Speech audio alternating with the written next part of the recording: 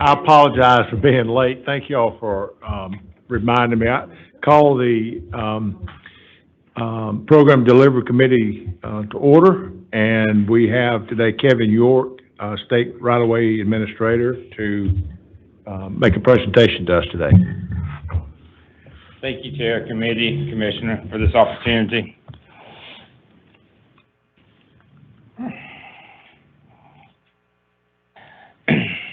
My name is Kevin York. I am the State Right-of-Way Administrator, and this is a presentation to sort of go over what we do in right-of-way and just a right-of-way update of what's going on.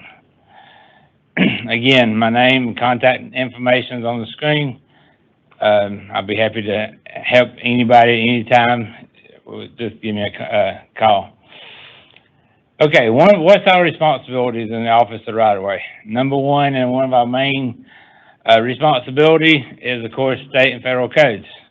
We all know the importance of CFR 49 and 23 and the Georgia Code 32, because that's what we have to do to make sure we maintain, number one, federal funds, because we all want to make sure our corridors remain federally funded, eligible, and we also need to make sure that we treat everybody in the state fairly and equally throughout the whole state. That's what these laws would help us do, and the federal regulations apply to that and for these transportation. Some examples of stuff we do in order to do this, and I just put two on the screen. There's a multiple we could put down and talk about. Is create fair market value. Appraisals done to create fair market value and have written offers to property owners. Every property owner we meet with will get a written offer from GDOT on what we're offering them. So that happens if we're in South Georgia, North Georgia, and the middle of Atlanta, wherever we might be in the state of Georgia. We treat everybody the same way and fairly. So that's the codes and all the good stuff there. Here's a lot of other stuff that we do also. Like I said before, doing appraisals, property appraisals, we do that. We have independent appraisals do appraisals throughout the whole state, and I'm going to get into a lot more detail about that in just a little bit. Acquisition, go out and buy these parcels we need for road projects. It could be a widening, roundabout, bridge replacements. A lot of times they need right-of-way easements, permanent or temporary, and it's my job, my office's job, to make sure we go buy that for these bridge projects. After we buy stuff and we're hitting improvements, we got to get them tore down. So we have to do the demolition on, houses, fence, signs, anything that we might be hitting. We have to remove that before we can get it ready for construction. We also, in my office, maintain records. Every deed that we file gets filed in the courthouse of the local. We also have a copy of it upstairs. If anybody wants to go through boxes, we got plenty of them for you to go through. I'm not going to tell you we can find anything really quickly, but we can eventually find it. We've actually went electronically on that now, so with a lot less deeds and a lot less boxes, which is a great thing for us. Surplus property. Something else I'll get into more detail, but we do have surplus property, and we do sell it back to the public. And I'll get into a little bit more detail and further along in this presentation. So again, our responsibilities is to make sure that we stay in line with federal and state codes. And we have a lot of ways that we do that. I offer packages and all other ways. But we have the acquisition guide, which I like to call my right-of-way manual. It gets approved by Federal Highway every 5 years. So they have to approve the manual every 5 years. It's actually coming up next year, so we'll be making sure that manual is up to date and ready for that approval. But that's the guide that we give our agents on how to buy right-of-way. Tells them step-by-step information, gives them the guides on how we handle all the different situations. And as we all know, there's different situations comes up all the time in the right-of-way world. But that's it. That's our guide, and we keep it up to date, and that's our go-to book. We provide training. We do a yearly training with both local, well, let me rephrase that, both internal employees and our external consultant employees. And our locals gets training also. So that's something else we provide in the right of way is local training. And of course, after we train people and after they actually go do the job, we need to make sure they're doing the job correctly. So we do audits. We do every local file that comes in, we audit every local file. And we do audits of both internal GDOT employees and consultants on a yearly basis also. So we have a routine where we go to different districts and all across the state, all 7 of them at different points in times, and just audit files, just to make sure we're all in compliance. And doing some of that, we've upgraded what we've done. We've made some things easier to do, and where we get the information that we need, more details and that kind of thing. So we've learned a lot in audits because you would think everybody statewide would do it the same. I have come to find out every district does things just a little differently. And that's okay, because I came from a district, so I have my way of doing things also. So, but by going to all these districts, we've been able to tweak what we do and learn what's best for everybody, and then roll it out statewide to say, we've seen this, it's worked really well, you might want to try something like this. So something we've been doing really good over the last several years. We made several changes to things that just update, improve our process. Okay, let me go over this slide with you really, not quickly. This is acquisition total for FY21. Now, the chart, I want to make sure I identify pretty well. The blue is GDOT employees. That's what GDOT employees bought. The green is turnkey projects. Not every district has a turnkey project in it. So then we're going to be varies. TIA, again, not every district has TIA, so that will be your purple. Design build is a lighter blue, and then the local is a red color. Now, in fiscal year 2021, we all know what happened that year, and it changed the whole nation on how we do things. It changed right away also, and it was difficult for right away, but I want to, and I've tried to pat everybody on the back that I could in the districts for getting this number of 1,325 parcels totally bought. Because we had to do it differently than we've ever done it before in the past. We had to put masks on, meet people 10 feet apart, lay plans out on back of a tailgate or a vehicle, make sure you got something to hold it down because the wind's going to blow when you put paper down, of course. Walk away, let them come look at it, answer questions from a distance, and then if they sign it or if they don't sign it, you discuss it and they take it with them. And we usually have a prepaid package to give them. It was different from the way we had to handle that. And we still bought and certified a lot of projects that year, which I'm very thankful for all my district consultant staffs that went through this and did this. It wasn't an easy job, but we've changed some policies because of this, because this has allowed us to be a little bit more electronic, a little bit easier to meet with people in different ways than we've ever done before in the past. So that was FY21. 22, the same color charts on the bar, but we've added consultants. You can see the orange at the very bottom is consultants, and we just broke up some categories here. But still, the majority of our parcels are bought by our district DOT personnel, and I'm very proud of that. We need everybody else, don't get me wrong. I need all these other players in here. But I'm proud that my DOT staff is still buying right away and still doing what they need to do to get projects on the street for construction. Again, FY21, 1,552 parcels was acquired. Now this year, and this is the end of April, so we got 2 more months from this slide to get these numbers up a little bit. but we're at 1,081 parcels. And again, you can see in some areas, TIA's had some big projects going on, and they've hit some big numbers. And I've had some locals with some big projects, and they've hit some good numbers. My turnkeys is not as big because they're in a little lull right now of getting stuff appraised, but not closed. These are actually acquired parcels. So that's something that we are working on, and I look for that number to be close to the other numbers by the time of this fiscal year, because as you know, things are moving all the time in this area. So let's look at some of the expenditures that we did, and this is the same 3 fiscal years.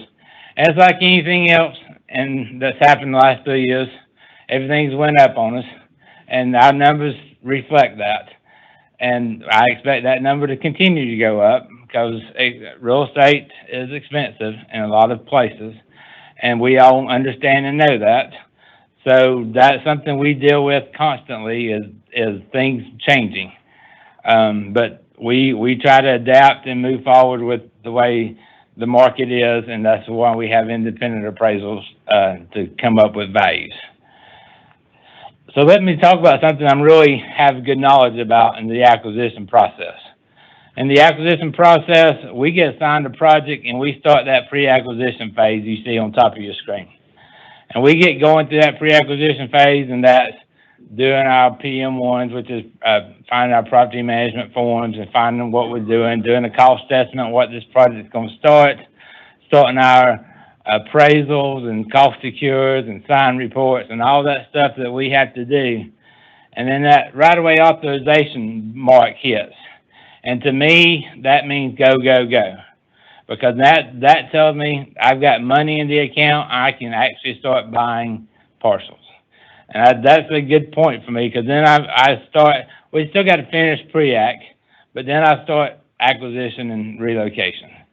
And that's always a big time frame. It could be, 9 months to 3 years sometimes, and sometimes it feels like it's longer. It's going to how big the project is and how many parcels they are and all that good stuff. But we get started on that, and that's where we can actually see what we've done. We can see them acquisition numbers start going up. We start buying property. We start making offers out there. So we actually get to see what we have done there. Then we get to post-condemnation, or post-acquisition.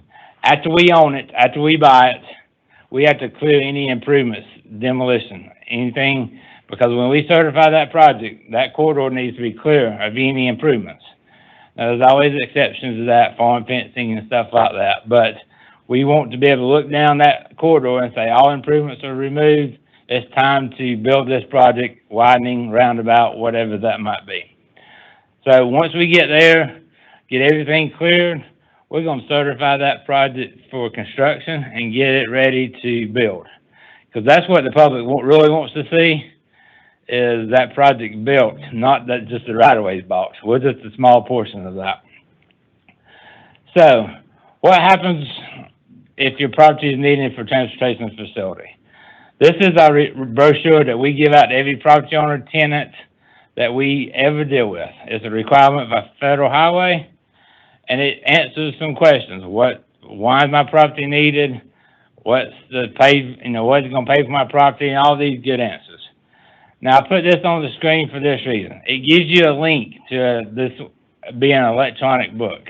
We have it both in English and Spanish, and it's a good thing to know if somebody comes to you and asks a question about right-of-way process. This is a good place to start. So this is very important to know. And like I said, we give these out to everybody we deal with. So it's a good place to start because we got books upstairs, but we also have it electronically, and it's on our website. So this is a good place for anybody to start. Okay, so as we're into the acquisition, I've told you about preparing appraisals. We have independent appraisals statewide that will prepare these appraisals. They're certified general appraisers, and that's the highest classification in the state of Georgia. That's what we use. So as they are preparing it, they find sales and comps and all that stuff that they are required to do. They turn in their reports. I have a certified general appraiser on staff that reviews that report. So it goes through a review process. I've got 7 of the reviewers right now. So it goes through that review process, and then it gets released for negotiations. That's when we go to bullet number 2. We make an offer, and we love to make that offer in person. The reason why we love to make that offer in person is because we want to be able to discuss the elements of construction. We want to be able to lay out plans, cross-sections, driveway profiles, all the nitty-gritty stuff, and explain to the property owner what's going to happen in front of the house. Me and you might can see it. A lot of the property owners cannot. So we need to be able to explain in detail that that right-of-way line is coming to here, and that's going to be 50 feet from your front step, because that's what they're asking most of the time. How close are you getting to my house? Or how close are you getting to that building? How close are you getting to my parking spaces if it's commercial? All that stuff is we explain in the negotiations. That's why we love to do it in person, where we can explain that in great detail in person. It's hard to put all that in an email, and when you start reading it, you don't gloss over it. So we try our best to do all these offers in person when we can. Now, after that first offer, we don't usually get anything signed that first offer.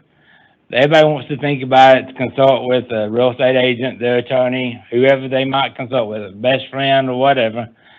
And so we have to follow up, make phone calls, sometimes go back out there. They have another list of questions they want to answer, so we'll go help answer them. So we'll follow up several times if needed. Now, if all that fails and just we can't get nowhere, we have another step in the process. It's administrative appeals. I like to call it a 10-day letter. They can appeal to the GO employee, and they actually appeal to me. I'll give it to one of our appeals officers and go making another attempt to settle that before we go any further. So we are always trying to settle parcels.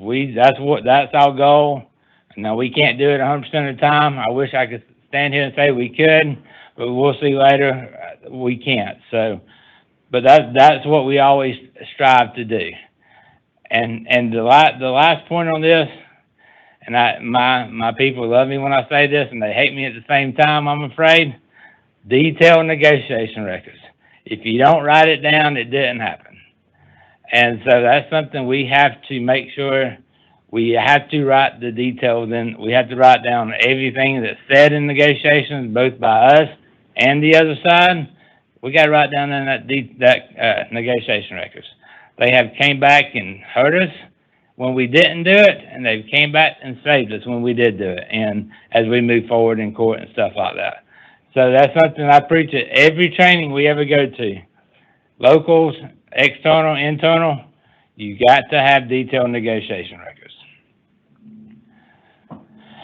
So let's talk about relocations just a little bit. As we know, sometimes we have to hit houses. We have to hit buildings. We have to hit commercial sites. Nobody enjoys that at all. Excuse me.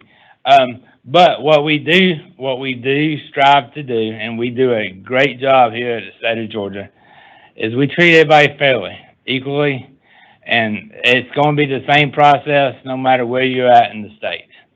So that's something we strive to do, and we do, because that's what, number one, it's what the law says. It's what we need to do, number two, and that's what we are doing. And we try to do this in a very timely manner, because when we're hitting somebody's house, once they find out we're hitting the house and they have offers on the table, they need to be able to make decisions on where they're moving to, where they're going, stuff like that. They need to know exactly what money they can get and they're eligible for it, and we explain all that when we make the offer to them up front. So that's something we like to do in a very timely manner and work with people, because it's hard to tell somebody you're going to have to relocate them from their house right before Christmas. I've done it. Do you really have to do it for Christmas? I said, well, I'm going to get you the offer on the table. We'll work with you to get you past Christmas if possible. So that's why we like to do relocation parcels up front in a project schedule, in order to gives them some time, because that's the group of people that needs the most amount of time to move, to build, have it wherever they're going. So we try to work with them the best we can. So let's talk about just a very general right-of-way parcel. As you can see here, what's in yellow is the right-of-way we need to acquire, and what's in orange is a permanent construction easement. And this is something we would give the property owner. It'd be colored up like this, and then we would explain there's a sidewalk going in, there's curb and girder going in the yellow and the sidewalk, and we would explain the drainage and all that good stuff, and what that orange would need it for, utilities or whatever that might be, slopes. So this is just a quick example of how we would explain a right-of-way parcel. Okay, so we like to close by right-of-way deed. That's what we strive to do 100% of the time. I will say we can't always do that, and that's not always our fault. But we do close by condemnation petition. But let me tell you this. That's about 7% right now in the state of Georgia that we use condemnation petitions. Now, in some cases, we don't have a choice. I have a project that I'm aware of. We condemned 100% of this project, 8 parcels. Don't like to do that at all. But here's the reason why. All one family, all corridors was one family owned, and the title was a mess. Had title issues we couldn't close. If we came to agreement with every heir they had, we couldn't have closed it because there wasn't enough people to probate, the will, and all that wasn't completed and wasn't done. And then people died on top of people dying over 50 years of property records that we couldn't close. So that instance, we had to condemn that whole project to certify, and let the judge figure out who to give the money to. The agreements we got agreements on most of them, but the agreements was no good because we couldn't actually close. Now, that's not always the case, and everybody in this room understands. We always hear about the ones that's gone bad. We always hear about the condemnations that or we're losing or we lost in court or it's a big award or whatever, but that is less than 10% goes to condemnation, and I'm telling you, even less than that goes to actual court. We do a really good job through our SAGs and our court coordinators of mediation, 3 assessor hearings, all these things that happen before it ever gets in front of a jury of 12. So we like to get all of this, we like to get it out of court as much as possible. Sometimes it happens, we go. And when a condemnation is filed, anytime a property owner calls, we send them to our SAG. We don't get involved, because every time we say something, every time you say something and there's a condemnation involved, they're going to pull us in the court. They're going to pull y'all in the court. They're going to pull me in the court. And I'll be honest, I like to stay out of court as much as possible. I'll leave that to my SAGs and my court coordinators. I've had to do it before, but I really like this side of the podium, not that side. So I will recommend to all of y'all, if you're talking to somebody and they have filed a petition in court, or we have filed a petition, then they are fighting it, even if it's filed any and they're not fighting it. I would give them to me, tell them to talk to the attorney on the project. You might need to get that from me, but I would not discuss the issues of that case because they will drag y'all into court. Okay, let's talk about surplus property real quick. What is surplus property? I call them R parcels. Y'all hear me say R parcels all the time, but that's a remainder parcel. And there could be reasons why we bought it. Uneconomic remainders, court settlements, all kinds of different ways. Excuse me. I was going to show you an example of the R parcel that we use. This is one we bought. I showed you the example of the acquisition that we needed before. We ended up buying that R parcel. So this is just an example of what it would look like on the plans. Why would we dispose of surplus property? Number one, generate revenue. Number two, it puts these parcels back on the local digest. They can start collecting taxes from it. And number three, reduce maintenance on our part. I've got 7 district engineers that don't like surplus property because they might have to go maintain it. We have 2 methods of disposing surplus property. Number one, somebody's interested in it, they send us an application. We'll run that through the system and hopefully dispose of it. Number two, we have actually proactively put some of these out on the market. So that's another way we have done it. I'm sorry, my throat is leaving me right this moment. Okay, here's another good website, another good action that you can actually see. This has our surplus property application on it that, you know, if somebody's interested in buying a surplus property, this is where they'll start. It also shows some of our bigger surplus properties that are for sale. So that's just a good website to have in your back pocket, as I like to say. And when somebody asks you about surplus property, well, here's the process. There's an application online. Here's the website you can go to get it.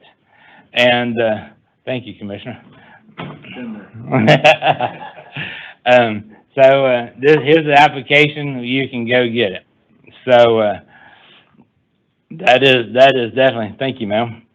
That is definitely something we send people to a lot. Is this webpage for that application? It's also got applications to buy and an application to lease if there's something out there. We did lease some stuff, but that's not our favorite desire to do. Our favorite desire, if we can surplus it, is to surplus it.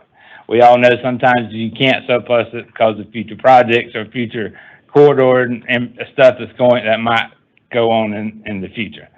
So if we can surplus it, we like to definitely try to do that. Now this is the part I can talk about probably for days if y'all would like to listen, but I think I'm on a time frame, so I'll try not to do that. My staff. At the OGC here, we have about 50 people. And then my district staff, we have 14 different teams across the whole state, across the whole state, 2 per district, basically how that works. And that consists of about 115 employees.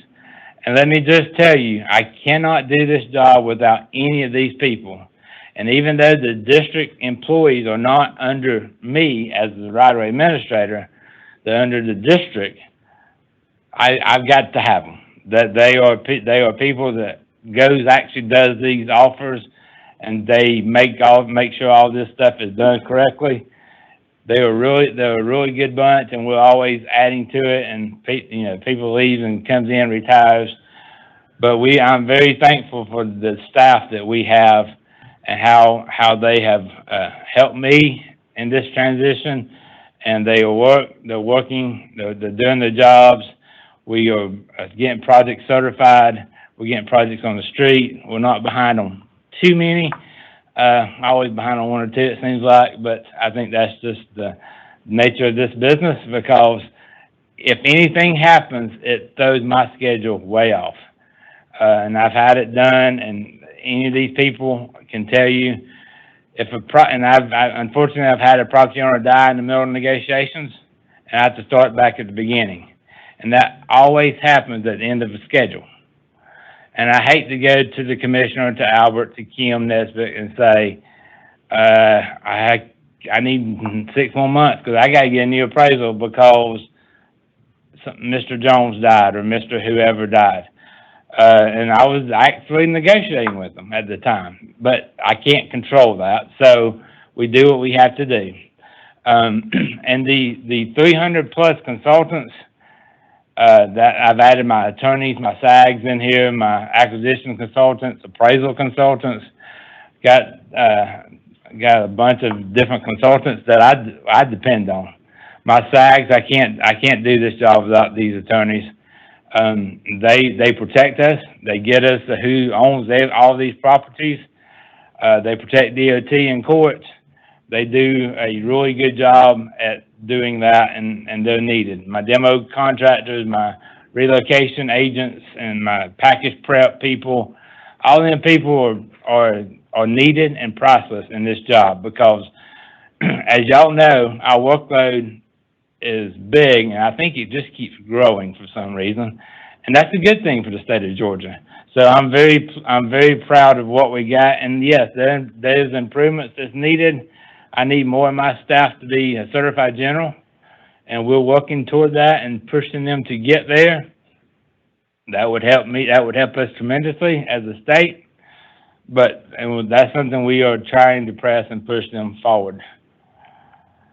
Here's some key contacts for y'all as we're moving forward. Of course, I'm a contact also. I just didn't put my name on this page. I figure on the first page you can have the first and last page and you'll be fine with key contacts.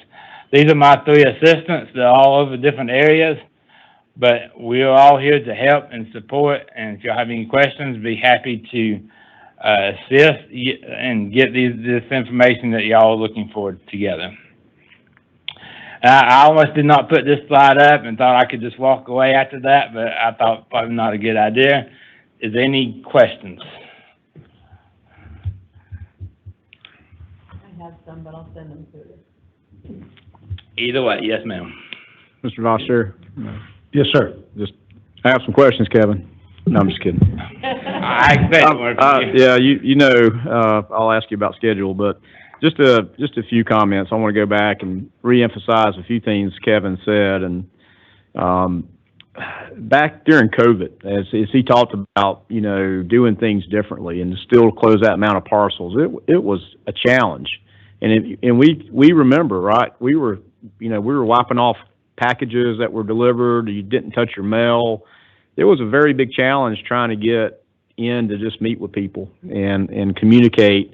And the other part of that is it takes the court system, because every one of these transactions is every real estate business transaction you've ever done. You got to have deeds. You got to have deeds recorded.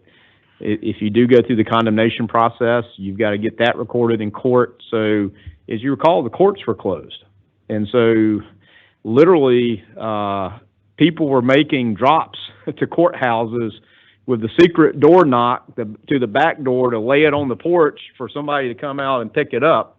And just things like that you wouldn't think about. It took a lot of work, a lot of ingenuity, and a lot of creativity, and a willing partnership, I will say, with the courts as well when courts were closed, and because we had to continue, because if the right-of-way process stopped, all these projects that you approved to be bid would stop. And so they did a tremendous job, and it took a lot of people willing to do that. Even our staff, who again at the very onset of 2020 and when COVID started, everybody was we didn't know what that was. So it's hard to underscore how critical and what a great job they did through a very trying situation to do things differently and to continue to innovate. In fact, I know last month there was a presentation from Management Development Program. There's something that they're trying to innovate on the right-of-way side to be more electronic instead of less paper, and people can sign things on tablets and get emails and things to try to be efficient. But the other thing I just add is just how wonderful. And I mean, I almost get passionate about this, about what a great process this is. It's a challenging process because when we show up, nobody's just saying, "Hey, I'm ready to sell my house or my business or sell some property." So we're showing up saying, "Hey, we're going to need to buy property for the state," and that's not a great place. It's a lot more fun to sell your house when you're intending to sell your house or your property. When somebody comes and knocks on your door and says, "Oh, by the way, we need to acquire some property or easements or what have you," you're not starting on a sort of an even playing field, because you've got a lot of anxiety and concerns of people. And to Kevin's point of meeting people at their kitchen tables, at their offices, or wherever they want to meet, to have really hard conversations. It's really a dedicated staff that it takes to do that, and to listen to a lot of anxiety. I mean, it's a tough job. But the other thing I just again get a little passionate about is this is a wonderful thing that if you have a disagreement of what the state government believes is fair market value for your property, you have an appeal process through the court system. There's not many other countries that have that. And so even though we don't want to get there, and I'm very, we pride ourselves on keeping a low condemnation rate, but to have that opportunity when you truly disagree, and you can have a court system and the jury of your peers decide what fair market value is should we disagree. Yeah, that's a beautiful thing. And I would just say one other thing, Kevin, I might have missed it, but what we determine as fair market value, it is paid into the court system at the time of the condemnation, and those dollars are available to those property owners at that point. So it's not that we take their property and possess it and they don't have any income.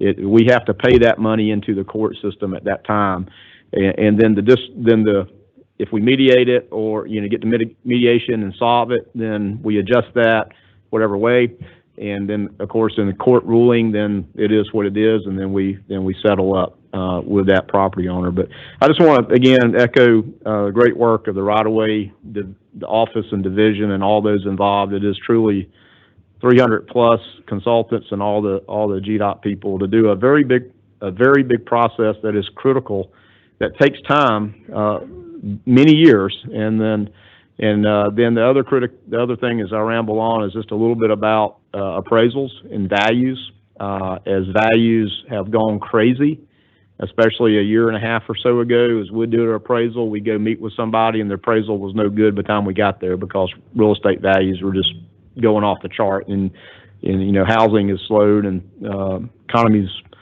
somewhat settled, I guess, a little bit, and so that has gotten a little bit better, but it's been a challenge. I just say thank you, Kevin, Mr. Vice Chair. Thank you for indulging me in the conversation. Yeah, thank you. Any other questions of Kevin?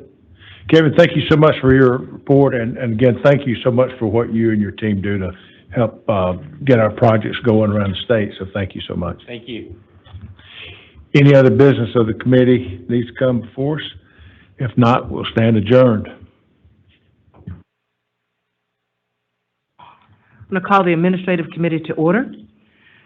Today, we've got a procurement update by Treasurer Young, Chief Procurement Officer of GDOT. Mr. Young.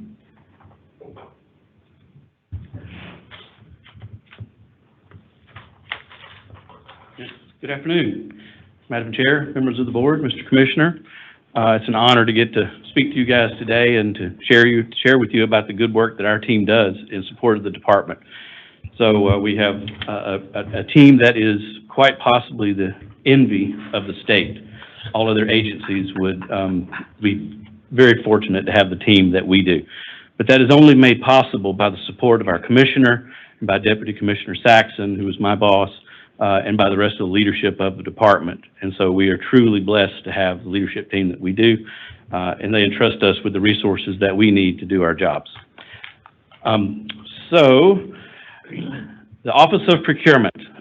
So my name is Treasurer Young. That's just like the Treasury Department, but without the money, just to clarify. So it's an interesting name to have. I've worked in procurement, contracts, and accounting during my career. So I often have to start with that because it is a little bit unusual. But I'm named after my dad was in the Navy, and that was his commanding officer's name. So there's a little history behind my name. But our office, a lot of people wonder what in the world is procurement. Before I get into that, I want to tell you our office mantra. Our motto is that we are solutions-based and customer-focused. And we're pretty fortunate in that there's very few areas in the department that we don't get an opportunity to work with.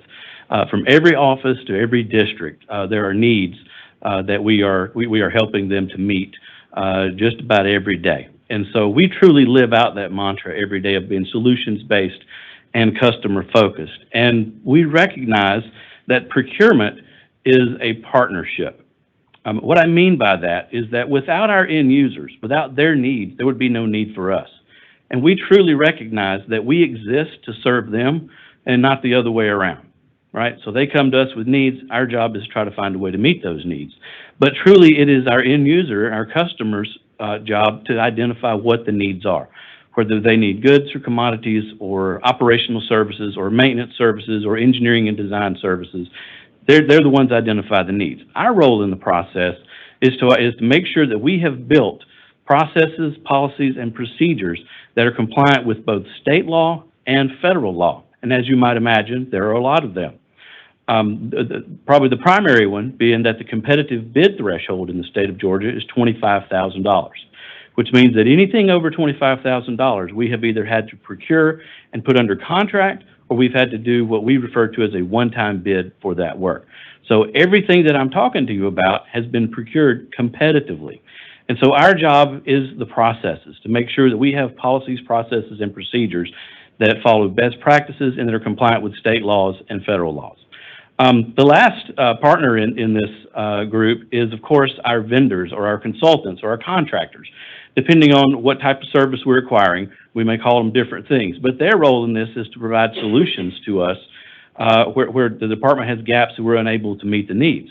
And so they are a vital and key part of everything that we do. So it takes all three groups in order for us to do our job. So I can't stand here and tell you that just my office does everything, because there's a lot of folks that are involved in procuring. So what is the difference between procurement and purchasing? Because a lot of times these words are used synonymously. And so procurement is first the process that we go through to put together a solicitation and advertisement on the Georgia Procurement Registry. We post that most of the time for up to 30 days. Consultants, contractors, vendors respond to that solicitation. We then receive that, evaluate it, come to a decision on who is the most qualified or the lowest cost or the best value, depending on the procurement tool that we are using. And then we negotiate contract terms and conditions and sign a contract. That's everything involved in the procurement. Once we have a signed contract, then we move into the purchasing process, which means we're usually purchasing things off of those available contracts that we have set up. And the instrument that we typically effect that with is with something that we call a purchase order. And so that purchase order then links to that contract and obligates the funds associated with that specific need of that purchase, and then the vendor provides the service or the goods and ultimately an invoice, and we get it paid. So in short, the procurement is setting up the contracts that we buy from, and the purchasing side is actually buying things off of those contracts. So our office is organized into 4 different groups. The first one being our engineering and design procurement group. And so this group is responsible for obvious things, right? But everything from surveying work, the preliminary engineering work, design work for roads and bridges and roundabouts and just about anything you can imagine, all the way down to construction, engineering, and inspection. So we procure engineering and design services for the beginning of the project all the way to the end of the project. So the second group is our operational procurement group, and I can break down what they do into really 3 different categories. The first one is they buy goods or commodities. And so this includes things like office supplies, salt that we put on the roads during winter weather, vehicles, computers, heavy equipment, and any materials that our maintenance staff is using to be able to maintain the roads. They also purchase operational services. So these could be things such as janitorial services, software development, media relations, vehicle or equipment repairs. So really any kinds of things that you might expect that we would need to operate the department. The last group they do is maintenance services. And so these maintenance services are simple things that you see, such as mowing, fencing repair, guardrail repair, the CHAMP program. Most everybody's familiar with the CHAMP program. They procure that contract all the way up to the most complex, being the comprehensive maintenance of Interstate 95 down in District 5. So that's just an idea for some of the kinds of things that the operational procurement group does. The next group is our special projects procurement group. They support primarily 2 offices, one, the Office of Materials Testing, and helping them to procure geotechnical drilling services, as well as environmental drilling services. And they also support the right-of-way office. So we just heard a lot from Kevin. So all those services, that list of services that he listed on there, our office is involved in helping him not to actually acquire the parcels, but actually to acquire all the services that support his team in doing the things they need to do to acquire those parcels. Things such as appraisals and the demo of the structures that are on some of those parcels. That's just an example of some of the things that group supports.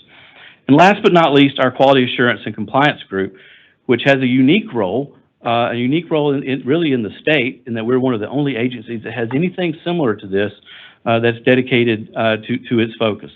And so that group is primarily responsible for training and then reviewing the things that we do, the transactions that we do, identifying areas for improvement, and then the cycle starts over with training. You'll see a slide on that a little later.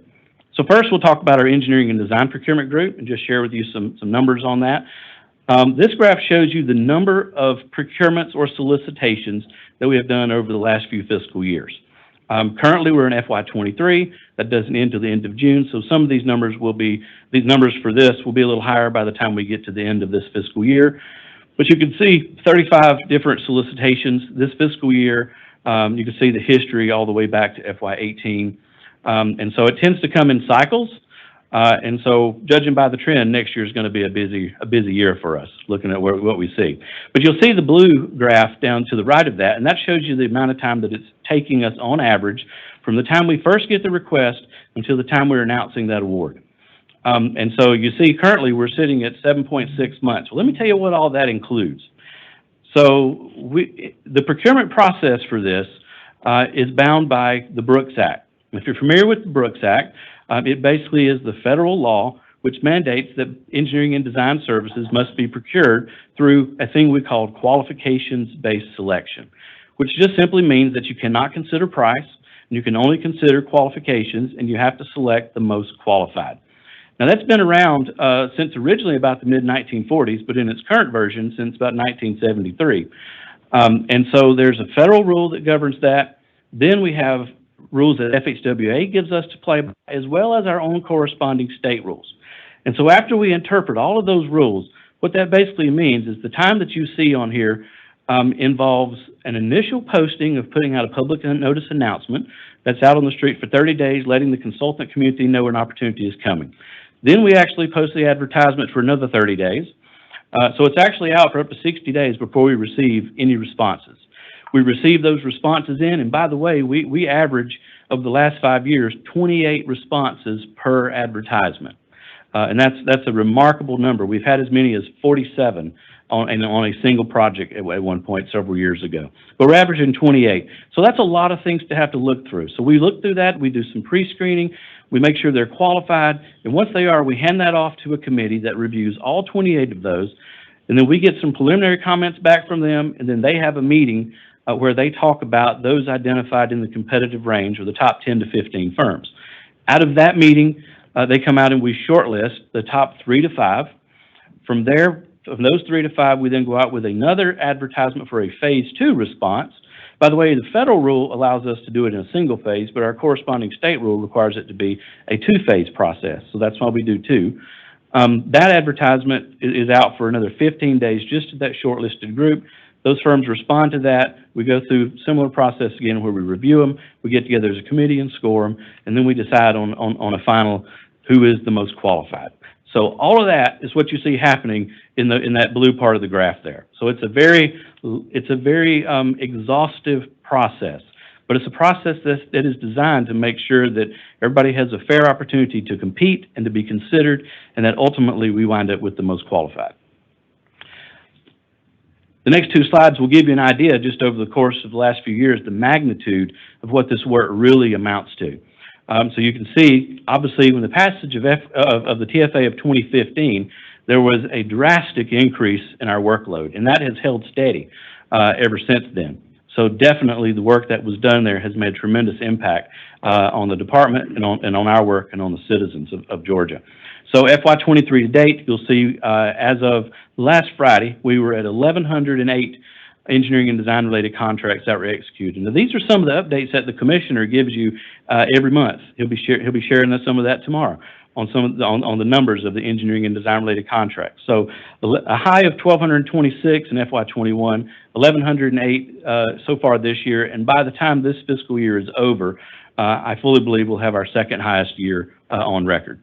So that's a number of contracts. When you look at this slide, it's even more remarkable because this shows you the dollars associated with those contracts. Again, you see when the TFA of 2015 was passed, the impact that's occurred since then. What you've seen really is over the course of the last 3 years, it started to normalize a little bit. The meteoric rise that we saw early on is not quite as strong. But what you are seeing is that every year it has been a new record. And so no doubt in this world, we are definitely seeing the impacts of inflation just like we are everywhere else. But reminder that this includes everything from survey work at the very beginning all the way to construction, engineering, and inspection during actual construction projects. And it's everything in between, anything that we have to procure from the engineering perspective. So that's the dollar amounts associated with that. So from there, I'll move on into our operational procurement discussion. The graph that you see to the left represents the number of contracts. Remember that operational procurement group that does pretty much operations and maintaining things. The graph to the left shows you the number of available contracts by fiscal year over the last few fiscal years. Now you'll note that in FY 22 and 23, it's dropped a little bit. Well, part of the reason for that is because most of these contracts are on a 5-year cycle. And so what we've been doing is we've been looking at ways to be more efficient. Whereas in the past, we may have had one category of goods, let's say it's for road treatment materials, salt and other things associated with salt. And we may have procured those things under 3 or 4 different separate solicitations and contracts. Whereas what we're doing now is we're combining, and what we found, by the way, is that many of the same firms were responding to those same 4 different solicitations. And so what we found is we can be a lot more efficient for them and for us and for our end users by combining all of those on one contract, making multiple awards off that one contract. And so ultimately we wind up having fewer contracts to manage. The vendors have fewer contracts to have to keep up with, but we have more things that are available to buy off of those contracts. But still, you see where we are this fiscal year with 260 available contracts for our end users to be able to buy things off of. The graph to the right refers to, it says MMSAs, and that stands for a Maintenance Master Service Agreement. So when the TFA of 2015 was passed, we got a lot more money to be able to build and maintain roads. And so this program was set up in FY16 in direct response to being able to have more resources to maintain our roads. This program did not exist prior to FY16. And so since FY16, I'll share some other numbers with you in a minute about this, but this shows you the total number of master maintenance agreements that we have available. The first year of the program was FY17, so what we saw initially was that in those contracts that people got pre-qualified for were good for up to 5 years. And so what you see in FY21 is kind of the peak when the first group that got pre-qualified, that was the last year of their contract. And so what you're seeing happen in FY22 is as firms became pre-qualified and got these master agreements, for whatever reason, they decided not to bid on work. And so they basically removed themselves from that because they didn't want to do any of this work for whatever reason. And so what you're seeing there is that the firms that really are actively pursuing the work are the ones that currently have contracts. So a little lower number at 444, but I think what you're actually seeing is firms kind of self-regulate and not pursue contracts that they really have no desire of bidding on in the future, because this is just the first step to set up these master service agreements. It's effectively a pre-qualification process, and once they're pre-qualified, we sign this agreement with them so that we can expedite the bidding process on the back end. Remember that this is for routine maintenance services. So part of our charge was to find a way, again, build a business process that made it faster to be able to award things than we were ever able to do before. And I'll share some of those numbers with you in just a minute. But this shows you just an idea for the magnitude number of contracts that we have. So the contracts group, part of this operational procurement section, they are responsible for doing solicitations or procurements every year. The blue bar that you see on this graph shows the number of different solicitations they have done by fiscal year, currently at FY23 at a total of 35. Then you're seeing the evidence that I was just telling you about of making multiple awards off of those contracts. So a total of 74 different consultants, vendors, contractors have signed contracts with us. And you're seeing the gray bar at the bottom shows the average processing time that it's taken from the time that they We receive the request, work with the end user to get the scope or the specifications together, put on the street.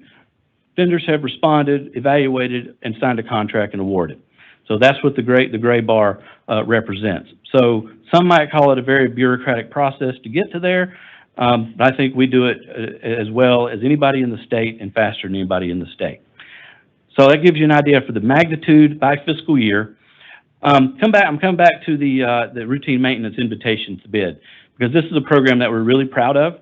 Since the inception of the program in FY16, we have bid and awarded 1,667 invitations to bid, or ITBs. The dollar amount associated with that is $867 million, again, for a program that didn't exist prior to 7 years ago. You see the number of ITBs by the last 3 fiscal years. The current fiscal year, we're at 119. And yes, you do notice a difference in the number that we have awarded this year as compared to the previous years. I think what we're definitely seeing for that is some of the things that we're procuring are larger projects, but we're also seeing the effects of inflation. And when I say the things we're procuring, we have 13 different categories of routine maintenance ITBs. This includes things such as guardrail repair for existing guardrail, pavement preservation activities, slab replacements, everybody's favorite, vegetation management and removal, all the way down to drainage rehab and repair. So a wide variety of things, but we needed to be able to respond to these things quicker than anything we'd ever done before, because they were for maintenance work that needed to be done quickly. So our average time on each one of these ITBs, this 1,667 ITBs, averages between 35 and 40 days from the time we get the initial request until the time we issue a notice to proceed for them to go to work.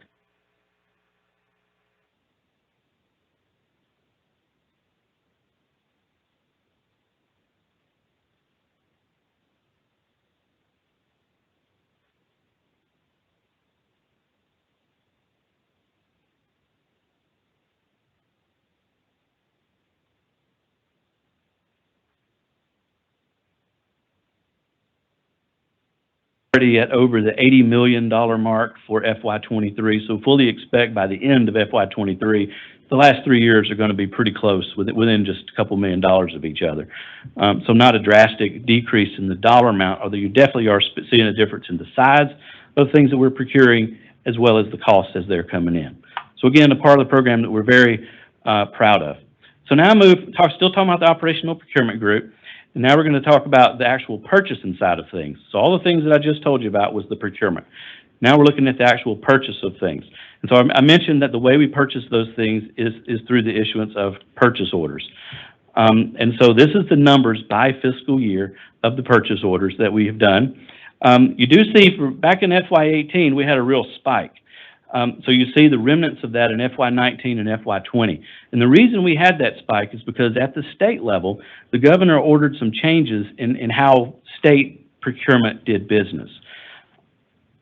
And that affected some changes in the way we did what was then our most voluminous things that we bought, and that was parts for vehicles and equipment. And so that drove some of that spike.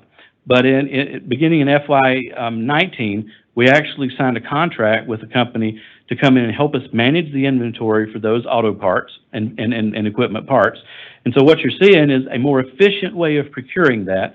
And you're seeing in FY21 to 23, you're seeing that workload more normalized into what we expect is more of the norm. So by the end of this fiscal year, you'll see we're at almost 10,000 now.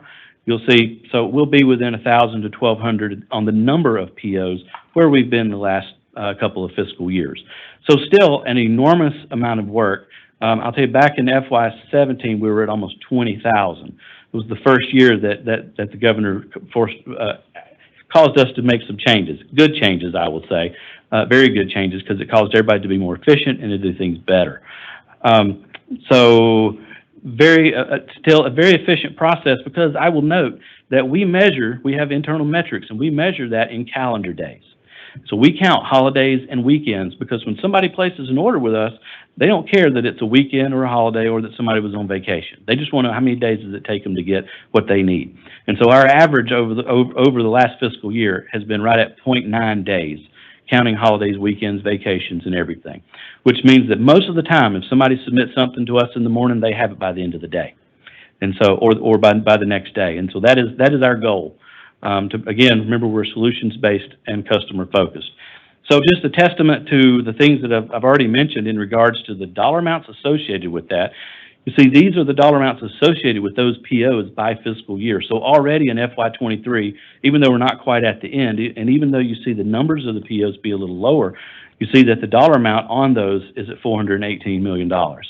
So still an enormous amount of work, an enormous amount of responsibility that our team has. So the last group that I'm going to talk about is our quality assurance and compliance group. So our compliance, quality assurance and compliance program consists of, number one, training. Remember, we have a lot of policies, processes, procedures, and rules from the state level and the federal level that determine how we do our work. And so that's a lot of things for people to know. And so we have an entire group that does nothing but put together trainings, educates our customers, internal and external, and their goal is to make sure everybody knows what the rules are. From there, then their job is to kind of monitor transactions and to see the things that we did right, to see the things that we could have done better, and to look for efficiencies. Once they do that, then they're identifying those areas, and they're putting that back into the training and modifying the training, and then that cycle starts all over again. And so that group is continuously focused on quality assurance and improving our policies, process, procedures, training, and knowledge for ourselves as well as our customers. So this is the evidence of that. Since the inception of our quality assurance and compliance program, 417 classes, over 6,200 students have been taught in those classes. This fiscal year alone, 58 classes and 721 students. Local governments, we train local governments in how to do engineering and design procurements so that they can receive federal funds for local projects. And so we trained them in how to do that. 3 classes this year, a total of 137 students for local governments.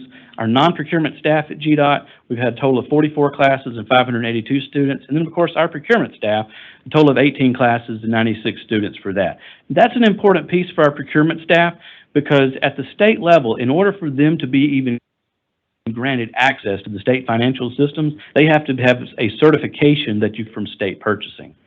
And so we have a unique arrangement with state purchasing in that they trust us so much, they give us the ability to train our own staff instead of having to go to them and receive training. The only state agency that has that kind of agreement with state purchasing, so something that we're very proud of. So a lot of work goes into this program, making sure that we know what we're doing, our customers know what they're doing, as well as even local governments know how to do engineering design procurement so they can be eligible for federal funds on projects that they do locally. So with that, that concludes my presentation. I'll be glad to answer any questions. Questions, comments for Mr. Young? Thank you. Excellent All presentation. right. Thank you, Ms. Key, Mr. Commissioner, and board members. No further questions? Meeting's adjourned. At this time, the P3 committee will now come into session, and Ms. Meg, will you come forward, our chief engineer, and give us an update on the 400 express lanes? Yes, sir. Good afternoon, Chairman, Board, and Commissioner.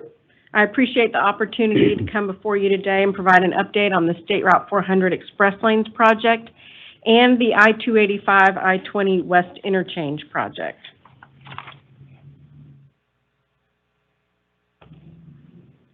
As a reminder, we are in active procurement for both of these projects, and the cone of silence applies to both. So the project updates that I'm giving here is limited solely to information that's available to the public. So starting out with Georgia 400, just a quick reminder of what this project is. Of course, it will enhance mobility by adding 2 express lanes in each direction from the MARTA North Spring Station to McGinnis Ferry Road, with a single express lane continuing north to McFarland Parkway. And it will provide direct express lane connections to MARTA's North Spring Station and accommodate future bus rapid transit stations at the Holcomb Bridge Road and North Point Mall, and providing a direct bus-only connection to the Windward Parkway Park and Ride facility. Last year, in February of 22, we shifted to a revenue risk P3 concession and restarted the procurement. So we are Actively in procurement with this project, this slide shows the milestones completed to date. And last September, we announced the shortlisted firms, and since that time, we have been working through procurement with these firms. The initial procurement for this project was canceled in August of 21. We restarted in February of 22, and so we are moving ahead here. So in September, when we announced the shortlisted firms, we have 3 finalist teams: the Georgia Express Link Partners team, State Route 400 Peach Partners, and the Express 400 Partners. Since that time, GDOT and CERTA have been actively engaged in the procurement process with these teams. And really, we've benefited from an engaging procurement process with the proposers where productive discussions have led to important value-driving refinements on the project approach. So we go through this process with them where we meet one-on-one. We talk about the finances, we talk about the procurement documents, we talk about the contracts and technical concepts. So it's a very intense back and forth that goes on for a long time because we're talking about a 50-year contract and an investment of, billions of dollars. So we want to make sure that we're all in agreement on how to best proceed with this project. And it's been going very well. And an important part of that is balancing the risk between us and the private partner, which is really critical to the overall project success. GDOT and CERTA have processed over 1,000 comments on the request for proposal documents, as well as additional Q&A related to the technical requirements. The team has also reviewed and discussed numerous alternative technical concepts, which I'll talk about a little bit more on the next slide. But all in all, the procurement has been highly productive and provided good value for the project. Following the submission of the proposals, GDOT will select the proposer that provides the best overall value to the state, and the best value will be achieved through a combination of the evaluated technical submittal and the evaluated financial submittal. So this project does consider alternative technical concepts. We call them ATCs. And just to give you an idea, when we put out the RFP for this project, we have a base case design of what we think it's going to take to deliver this project. But during this process, we're looking for the private developer to bring us innovation, to show us how they can build it better. So an alternative technical concept is required to be equal or better. It's a way that they can either reduce impacts or make it work better or save money, or a way that they think they can bring in more toll revenue or something, but it's got to be equal or better. It can't be just something that's done on the cheap, in a way. So, and when we were doing the Northwest Corridor project and the Transform 285-400 project, we went through this process, and we received ATCs that eliminated bridges during construction, which saves money and saves maintenance of bridges in the future. They were able to eliminate impacts to a stream and wetlands on the Northwest Corridor. They eliminated parcels of right-of-way that had to be bought. So we definitely are looking for ways that they can bring to us. Even though we think we have a great plan, they are going to find ways to do it better. So with the ATCs, we've been through 5 rounds of ATC meetings, one-on-one with each of these development teams. These are very intense, back and forth, and these teams have hired engineering firms that are working in the weeds on these technical concepts, because if they're going to put forth a price on this project, they need to know what is it really going to cost them, what is it going to get them, and they need to be able to really figure that out. So they're spending a lot of money to develop these technical concepts. And there's a lot of due diligence that we have to do to review them and make sure that they're acceptable and that we're, ready to move ahead with that idea.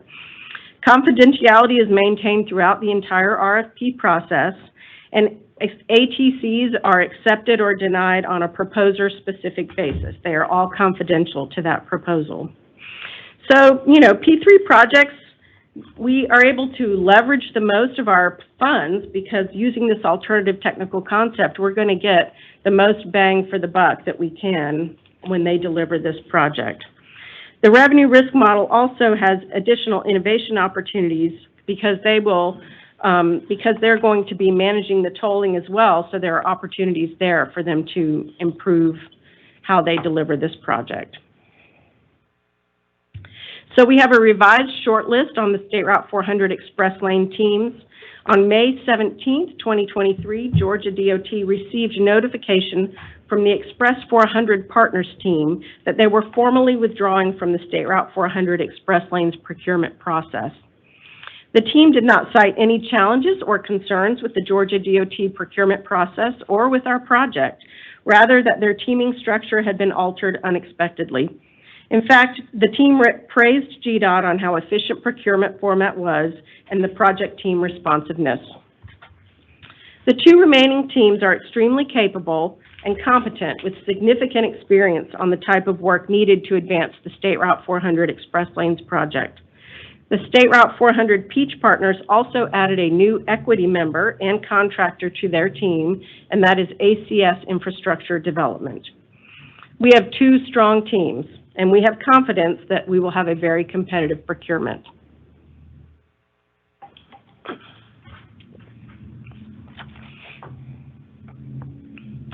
The project's procurement has been extended. We are now anticipating to issue the final version of the RFP on October 30th, 2023. As I said earlier, the ATC discussion is going very well, and this will allow more time for technical alternatives to be further developed by both teams. The dates following the publication of the final RFP have shifted to accommodate the extension of the procurement process. And we in CERTA have worked extensively with the developer and contractor industry to establish an evolving commercial stance on this project and others to address the continually changing and evolving market. We continue to work hard to maintain alignment with the industry and clearly allocate risk between the developer teams and the department. So all the information regarding this project can be found on our P3 webpage and the Georgia Procurement Registry. And the next official update that I will give you on this project will be in the early second quarter of 2024 when we will announce the best value proposer. And I can't wait for that. Next, I'll talk about the 285 I-20 West Interchange. Just as a reminder, this is ranked as the 5th worst bottleneck in the U.S. according to the American Transportation Research Institute, in case we all forget. I don't think any of us can forget. But this project was programmed to improve safety and operation to the traveling public through the interchange. We'll be realigning multiple other interchanges to remove the left-hand entrance and exit ramps in the system, as well as add an additional capacity along I-20. And the project is being procured using a design-build finance model. And we will be entering into a joint agreement with CERTA to fund the project over an 8-year period. These are the milestones we have reached to date on this project, and in April of 2023 is when this board approved the joint resolution with CERTA to deliver the project. We announced the shortlisted firms in May of 2023. On May 23rd, we posted this to our website. We had 2 teams submit qualifications, and on May 23rd, we announced the shortlisted 2 teams who are invited to submit a proposal on this project. And they are Legacy Infrastructure Contractors, lead contractor C.W. Matthews, and lead engineering firm Infrastructure Consulting and Engineering. Also, the West Perimeter Contractors, lead construction contractor is Atlanta Metro Construction, consisting of Ferrovial Construction US, and the lead engineering firm is AECOM Technical Services. So we are very excited to have 2 qualified teams to move forward with this procurement. This project will also be using the alternative technical concept process that I described in Georgia 400. We are just getting underway since we've just announced the team, but this will be going on for the next few months, and we will be looking for innovation to make this project a better project. So next steps on the West Interchange, we'll have our draft RFP will come out this month, and we will start engaging with the 2 shortlisted teams. And the bids for this project are due in the first quarter of 2024, and the next update to the board will be in the early second quarter of 2024 when we announce the best value proposer. Mr. Chairman, I'm happy to answer any questions. Any questions? Yes, I have a question, Sure, go ahead. and I never have a question. But on the ATCs, if the proposer of the ATC doesn't get the contract, can you still have the rights to use them? That's a great question, Emily. Yes, we do. Once the procurement is finished, we own all of the ATCs. We will give the teams who are responsive to the RFP what we call payment for work product, and we will receive and own the ATCs at that time. And so we can use them on whoever wins. We can use the other one's ATCs. I have a question, Meg. Could you just elaborate a little bit further on what I think you said design, build, finance process is, how that differs? Sure. So, design, build, finance, it's different from 400. 400 is a P3 revenue risk. So we're going to be entering into a design, build, finance, operate, and maintain contract. So we're going to be signing a contract with someone who will design it and build it, and then they're going to operate it and maintain it for 50 years. So it's a long-term contract. The design, build, finance is a shorter-term contract. It will be 8 years after the construction where we will continue to pay this project. But it allows the private sector to develop the financing strategy for the project. We don't have to have all the money up front. By law, whenever we sign contracts, we have to have all the money up front unless it's a P3. So that allows us to stretch out the payments of this very large project over time and lets the private sector bring some innovation with the financing. Any other questions? Meg, thank you for this update and the great job that your team is doing. I mean, they are absolutely done a fantastic job in putting all this together in this, I say, a new way of financing, a new way of doing business. Thank you. We're adjourned. All right, next up, we have the statewide Transportation Strategic Planning Committee meeting, and we're going to have a presentation on the Georgia statewide travel demand model. And Hop T. Casa, if I'm saying that right, is the Assistant State Transportation Planning Administrator.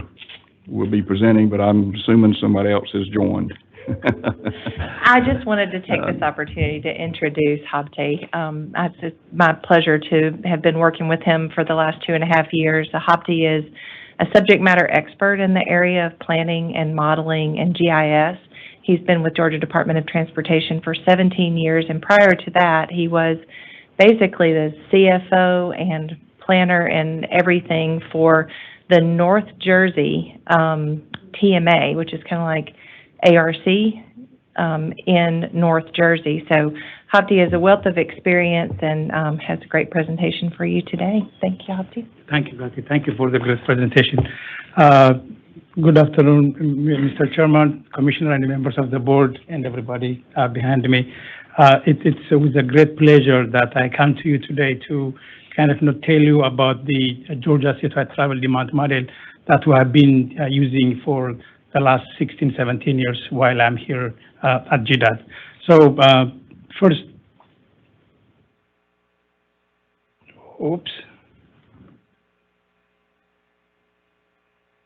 okay. So before we go into the details of travel demand model, travel demand model is a tool or a product that we have been using in planning. We always use this in planning. Travel demand forecasting is the process used to predict future travel demand based on certain assumptions regarding land use, population, employment, vehicle availability, and the number of transportation system. Basically, the system that we have in the state. The modeling process requires a high processing computer and software to run the model. A model is not something that we buy. It's something that we develop, not necessarily in-house, but with a consultant on board. So it takes time. That's why a lot of models, my experience attending various conferences, a lot of states, it takes them many years, in some cases more than 10 years, just to develop the model, to keep it up on the running. Our statewide model took 2.5 years to develop, and it's been doing a great job. For me, it's like watching a baby grow from toddler and every way, to adulthood. So it's just a great pleasure to have been, working with that. Once we have the model, though, we have, it tells the board, it informs the board what should GDOT invest, right? It tells you the traffic and economic impact of the investment. The last time that we used the model in terms of that is when the UGA was assigned to do or evaluate long-term economic impact of HB 170, they came to us to help them out using the statewide model. So they used the statewide model to kind of, generate a long-term economic impact and what is it that investment, millions and hundreds of millions of dollars, bring to the state of Georgia, to the citizens of Georgia. And then it's also help us to kind of, prioritize projects for whether those type of, projects are a good kind of, funding for different kinds of, projects, freight, carbon reduction, resilience, and what have you. And finally, it is a federal requirement. Actually, 23 CFR 450 requires to project travel demand in order to do a 20 to 30 year horizon in terms of, statewide transportation planning. So this is kind of, visual of what that model looks like. You have the imagery behind it, and then the white lines are basically the transportation system. It's kind of, national in scope, but as you can see, it has kind of, more granular in the state of Georgia, and then obviously it has some representation of our neighboring states because we don't really limit our, trip making characteristic within the state of Georgia, but also outside of our, the immediate neighboring states. So, it provides trip origins and destinations. It represents the entire state route and access to those state routes. And then it is an input-output model. The input is, again, as I said, the socioeconomic data, and then the statewide transportation system is also the input. And the output is basically a daily auto and truck traffic. By the way, our model, unlike a lot of other state models, we have the freight module. And so the statewide model has both the freight movement, the truck routes, and also the passenger trips. So it kind of provides the complete traffic on the state route and where trucks are to be. And it basically gets updated every 5 years, every 5 to 6 years approximately. But more importantly, it provides the level of service. It shows you where the future transportation deficiencies are. What it cannot provide. So keep in mind, this is a planning tool. It's not really a detailed intersection level, traffic movement or anything like that. It cannot provide non-motorized travel information, either biking or walking. There are other kind of, tools. It does not provide time of day traffic or peak hour period information. And then it's not really designed for revenue estimates or for toll facilities. But in order to do that, there is a mechanism, we call it like, post-processing or off-model analysis. We take the model, the traffic demand, the traffic volume from the transportation network or from the model, and then you use another tools in order to do toll facilities and, estimation. So all of this you see is what we use it in planning at GDOT, basically, at different times within the transportation planning process. But let me just, highlight a few things. One, obviously, it provides, forecast travel demands as it is required by the federal government. And then also, as I mentioned to you during my examples, it helps us to do the cost-benefit analysis.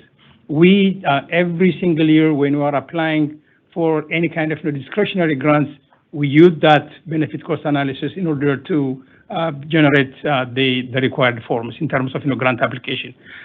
We use it for origin and destination analysis.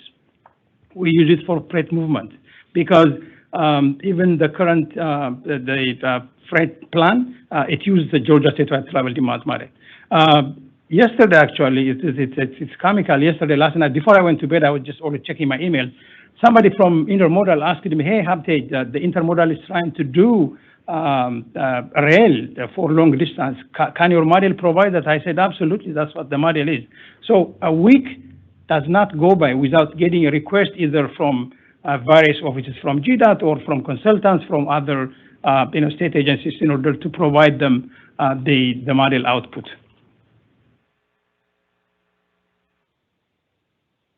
So here are some examples of plans and studies using the Georgia Statewide Travel Demand Model. As you can see, the 2021 SSTP significantly they use the GSTDM forecasted conditions to identify deficiencies. In order to do planning, you need to do 20, 30 years out.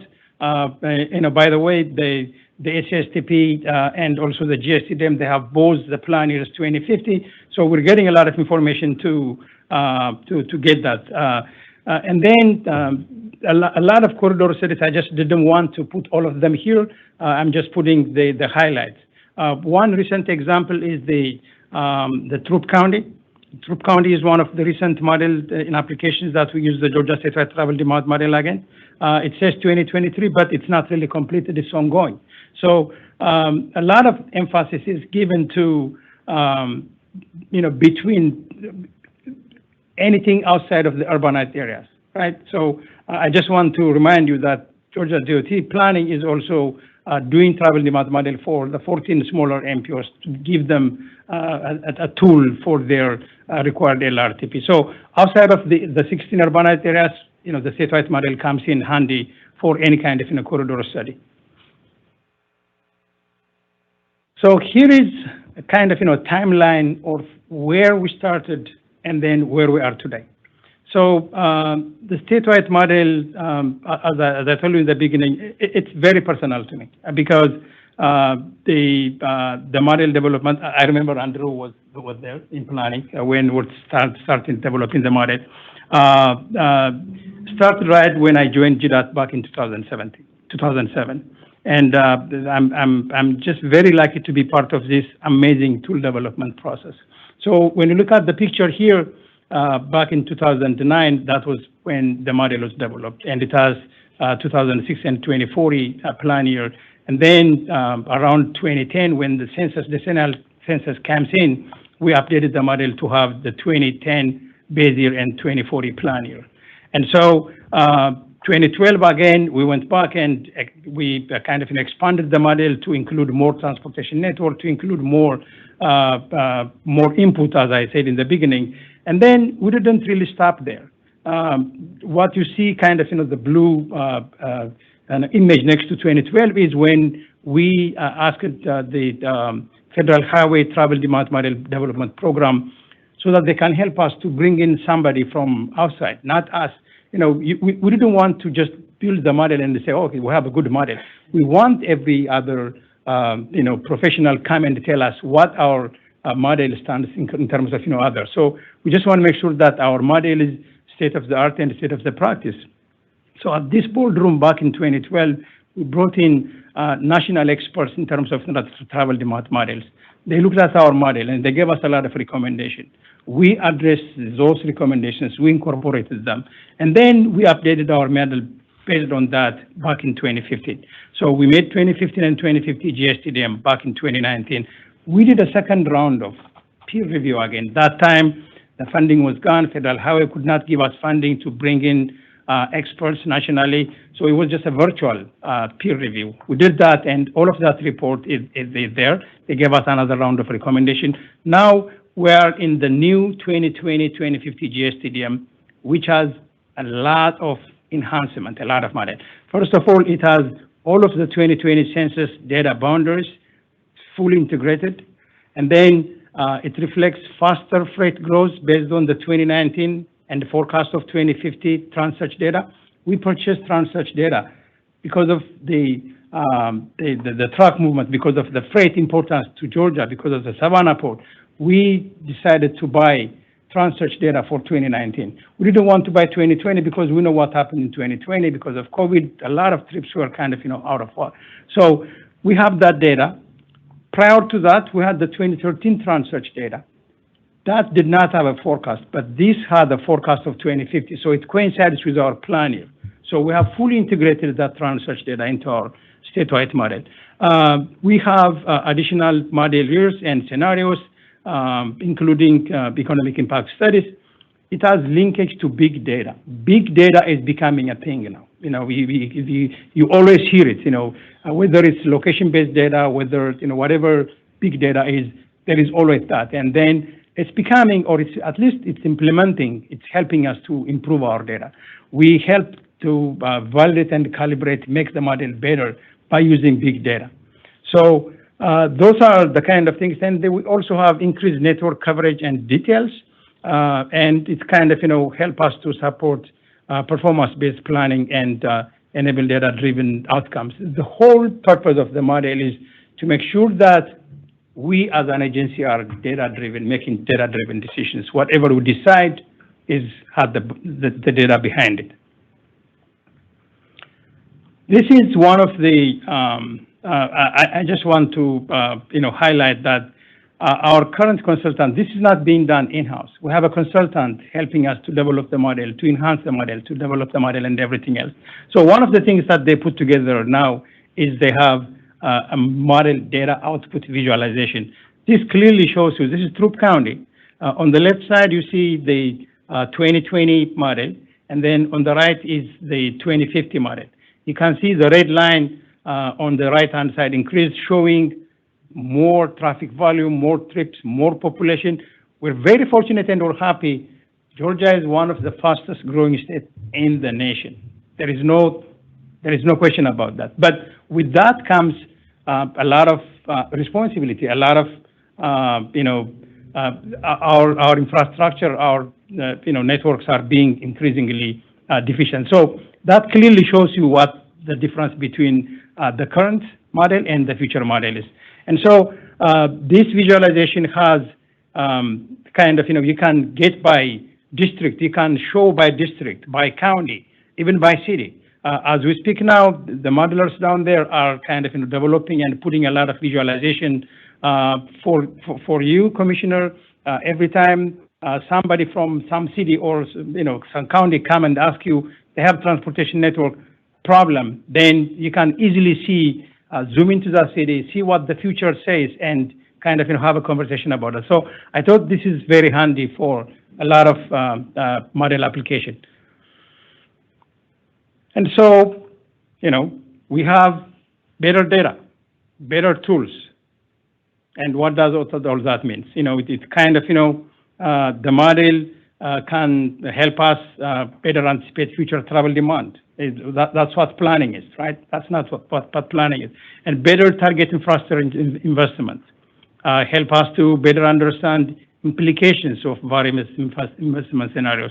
Right now, we're thinking to do the STEP, for example. We have the 4-year STEP program, and then we're trying to load it to all of those projects, code them in the STEP, and then run the model and show the economic benefit. The same thing that I told you UGA did, the long-term economic benefit of HB 170. We plan to do that. So the model is kind of, you know, ready now, and we can do a lot more analysis with it. I will be happy to to answer any question you have. Thank you very much, Hopte, for that report. Any questions from the committee? Any comments? If not, thank you for your presentation. You have a very, you have a fascinating job, and as well as a very important one in projecting future needs. So thank you for that presentation. Thank you, Mr. Chairman. I appreciate that.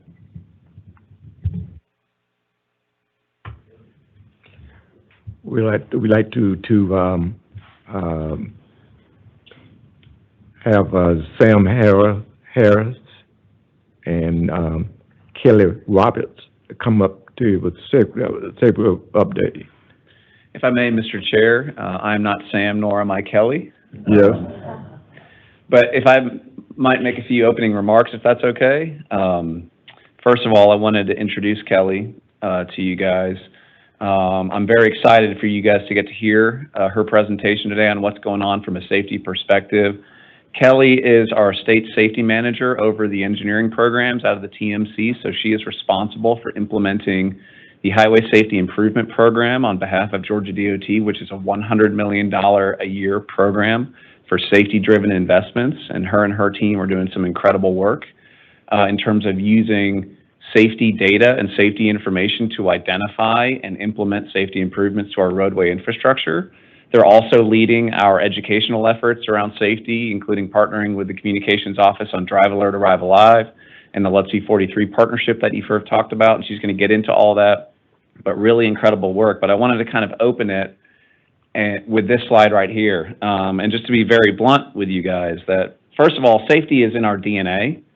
It's in the culture of the department, whether it's the safety of the traveling citizens in Georgia or the safety of our own staff, the safety of our workers that are out in the field. And it is our goal to drive roadway fatalities to zero. That is what we are trying to do day in and day out. But it's been a challenging story over the last 10 years. And this chart shows the number of fatal crashes, or number of fatalities, that have happened from 2013 up until 2021. We bottomed out. We had the lowest number in the year 2014 of just over 1,100 fatalities in Georgia. And since then, it has climbed. 2022 is not yet completely final, but that was over 1,800 fatalities. That's almost a 60% increase over the last decade. So we are moving in the wrong direction as it relates to this issue. We are not alone in this. This is a national issue. We're seeing this story be repeated across all 50 states in this country, and it is a serious problem. In 2022, the early number were in the U.S. In terms of fatalities was 42,795 fatalities in the United States. Just to kind of put that into perspective, I'm sure you all heard a few years ago about the issues regarding the 737 MAX aircraft and the issues that happened, and there were 2 fatal crashes involving that aircraft, and that entire fleet line across airlines was grounded worldwide until they resolved that issue. Two incidents occurred. Well, that number, 42,795, equates to 5 crashes involving those aircraft per week, right? 170 people per plane. That's the numbers we're talking about, right? So this is a very serious challenge across the country, but it's something that we are committed to solving and bringing those numbers back down. I do want to quickly draw your attention to the years 2020 and 2021 during the COVID pandemic. This was probably the most disappointing thing we saw during the pandemic is we had an uptick. You can see from 14 to 15, 16. I attribute a lot of that. There's a lot that goes into that, but a lot of that is distraction and the introduction of smartphones across the entire population, that type of thing. You could see we were starting to level out a little bit and decline in 2019, and then a dramatic upswing in 2020 and 2021 during a time where traffic volumes were way down, right? So when you've got increasing numbers like that with volumes that are way down, the rate of fatal accidents is through the roof. We are expecting, and we're very optimistic that we're seeing the trajectory move in the right direction, but we've got a lot of work ahead of us to try to solve this issue. And that's where Kelly comes in and her staff comes in. And again, they're doing a tremendous work in implementing this program. And I'm confident that we're going to see an improved story moving forward. So with that, I'll hand it over to Kelly to talk about all the great things they're doing with the safety program. Thank you very much.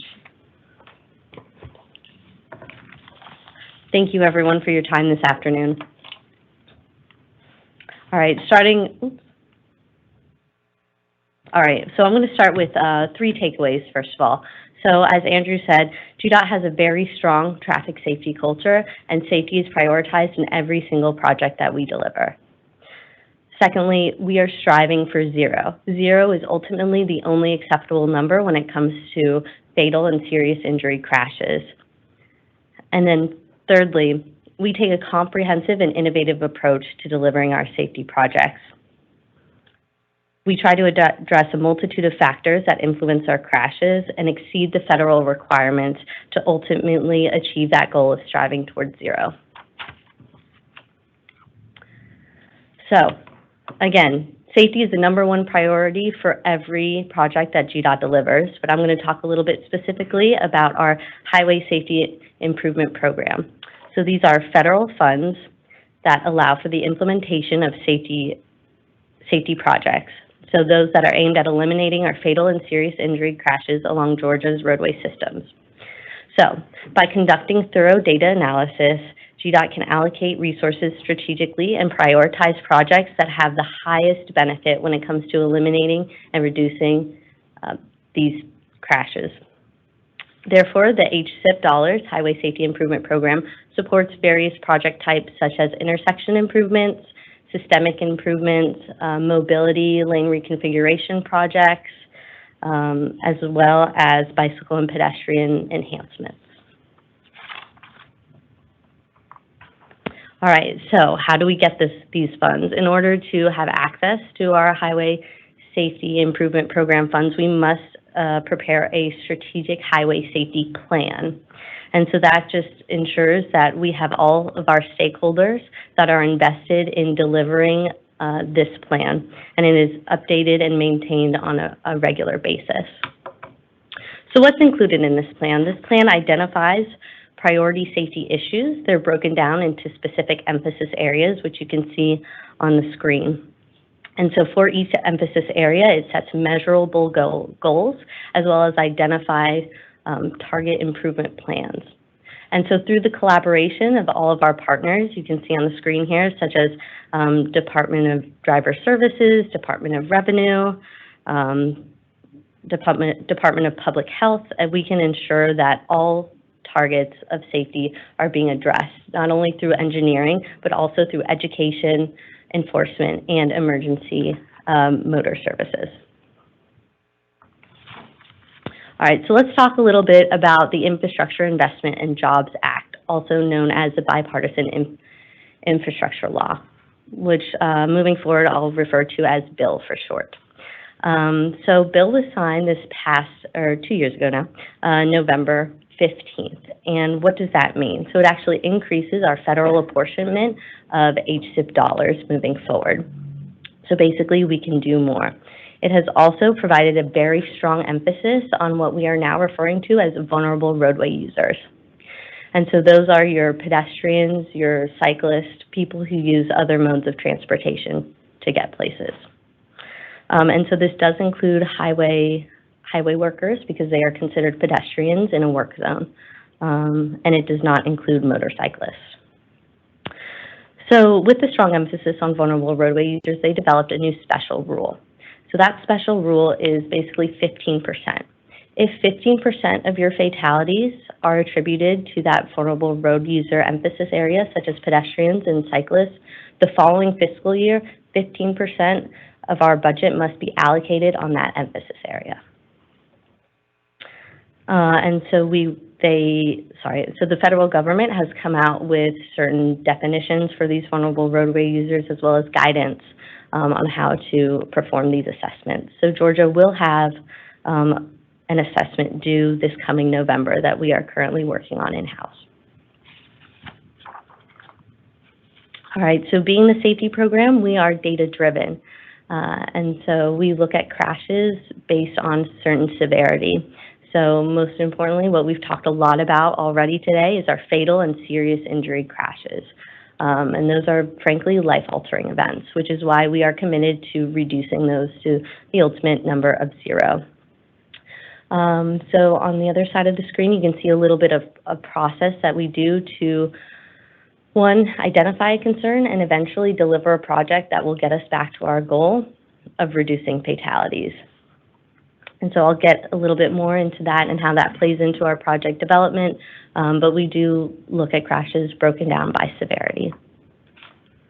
All right, and so moving along with that, we do have a publicly available crash data platform referred to as Numetric. Not only is it publicly available, but it is free, and we have an unlimited amount of seats. So this is something that we promote in every single meeting we have. There are great partnerships opportunities available in terms of law enforcement. They can, set certain queries and identify which roadways they're seeing speeding and aggressive driving, and then do a targeted enforcement. This is also available to all of our local agencies if they want to analyze their locally owned roadway systems. So we have some great filters for geographical boundaries, ownership. We're incorporating equity into this. And we also have schools, so you can look up distance from schools, what's going on in this area. So there's a wide range of data that we can harness there. All right, so let's talk a little bit more about Georgia and what we're seeing. As Andrew said, there's a serious problem, and we're moving in the wrong direction currently. So as you can see, our fatalities and our serious injuries have been rising, and primarily that is due to the impact that we're seeing from the COVID pandemic. People were stressed out. There was a lot going on. And you saw that on the roadways, people making poor decisions, engaging in more risky behavior, and unfortunately leading to more severe crashes. So we have been committed to identifying what is impacting those crashes, what is driving that increase, and we've seen a lot of driver behavior, so that's something that we're trying to combat with some of our more recent initiatives that I'll get into a little bit further in the presentation. But one thing I want to emphasize here is this is not a Georgia-specific issue. This is something that we're seeing nationwide. And although we are moving, or recent trends have shown that we are moving in the wrong direction, coming out of the impacts from the pandemic, we are seeing decreases in our crashes currently. All right, so let's talk about our crashes by user type. So with the bill, we've seen a lot of emphasis on what's known as our vulnerable roadway users, and that's that yellow bar you can see, which is that very overrepresented in crashes. So you can see, you know, for all of these emphasis areas that are tied back to our SHSP, we're seeing increases in crashes. Again, this is a nationwide issue, not something specific to Georgia, and that's why we have identified these certain emphasis areas and strategic implementation to try to target these. All right, so let's talk a little bit more about our vulnerable roadway users. As I mentioned earlier, we do have that new 15% rule. Well, it's no surprise Georgia is going to have to adhere to that special rule. Pretty much for the last decade now, we have been at or above that 15% mark. And I do want to say,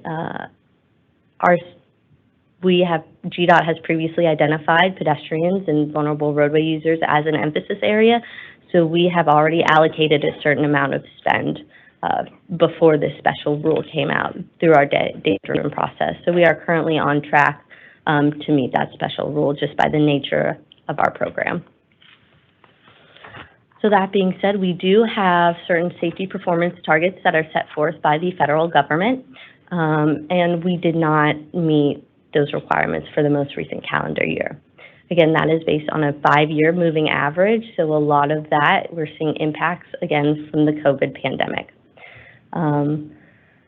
Moving forward, we are hopeful that we will not only meet but surpass our federal requirements.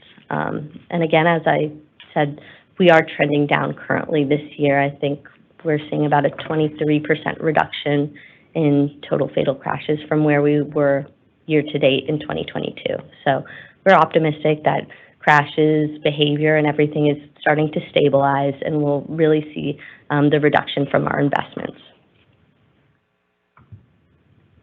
All right, just talking a little bit more about investments. This is how we were spending based on these emphasis areas. And again, those emphasis areas tie directly back to our SHSP. Yeah, I can say vulnerable roadway users has been a priority for us, and we are on track to hit that spend mark.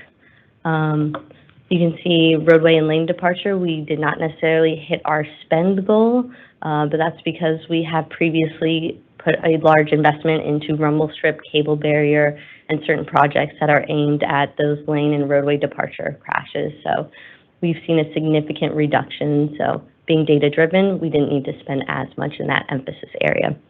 So we're constantly adapting to where we're spending our money based on our data-driven crashes. All right, so now I want to talk a little bit about our crash screenings. So this is basically the second step in how a project comes to actually being delivered for the safety program. So originally, I went over our publicly available crash platform known as Numetric, and that's really the first step you see there in the identification of the safety concern. All right, so we know we have a problem. Now what are we going to do about it? So the first step is we create this comprehensive screening that takes into account all of our existing data that we know. Through our coordination with our planning office, they have travel demand volumes, we have signal permits, all the information we have readily available, we compile and we come up with high-level alternatives with associated benefit costs. And so this is kind of the first sieve in our layers of analysis to determine, is this a competitive project? Is this the best use of our spend to, again, get back to that goal of eliminating fatal and serious crashes? So I'm proud to say that we complete about, or definitely over 300 of these a year. So we are constantly identifying and evaluating new locations to implement safety projects. All right, now I want to provide a little update on our in-town safety analysis study. I think this was presented at a previous board meeting, but this was a proactive safety analysis done looking for mobility throughout the city of Atlanta, is primarily where it originated. So we used the Beltline as a boundary and looked for connecting north, south, and east-west routes. So from that, you can see the first 4 projects were initiated. And so those are very exciting because those have a strong vulnerable roadway user emphasis, where we will be installing bike lanes as well as pedestrian crossings. And then from that, we have actually expanded and looked for other roadway transformational link reconfiguration projects throughout the state. And so we have then expanded to the Macon-Bibb area, Tybee Island, as well as Hazelhurst, Georgia. So this is hitting kind of our more urbanized areas. But rural transportation is also a very large focus of the department. So we recently completed the selection for our rural statewide active transportation plan, and this shows strong collaboration with our planning department. And so this is currently wrapping up with our procurement office. So a strong emphasis of this is our public engagement. The whole goal of this plan is to identify transportation needs specifically for vulnerable roadway users in our rural locations. So this is going to be outside of our MPOs. So we're really excited that we can focus not only on our urbanized area, but also our rural areas, providing equity across the state for transportation. All right, so another thing that our program is very focused on is quick delivery. We're using federal dollars. Those come with federal requirements, and that tends to slow things down. So how can we speed that up? Actually get the infrastructure out there, and again, get back to that goal of saving lives. So we have what's called Menu of Service Design, and that was a great partnership between our Office of Program Delivery. We all concurred upon, hey, what do we feel comfortable with in terms of delivering for scope? So we came up with pre-negotiated design rates for projects that have very limited environmental scope and no right-of-way impact. And so this has been able to shorten our delivery or our design schedule from, I think, 3 years to, gosh, the quickest we've been able to get it out is about a year, which is very impressive.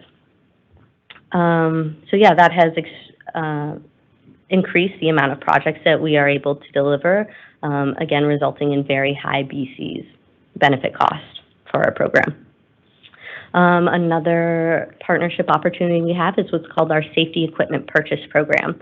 And so that's where we are allowed to use our federal dollars to buy equipment, so safety justified equipment. A lot of this has been focused again on our vulnerable roadway users. So majority of the spend has been on pedestrian signals.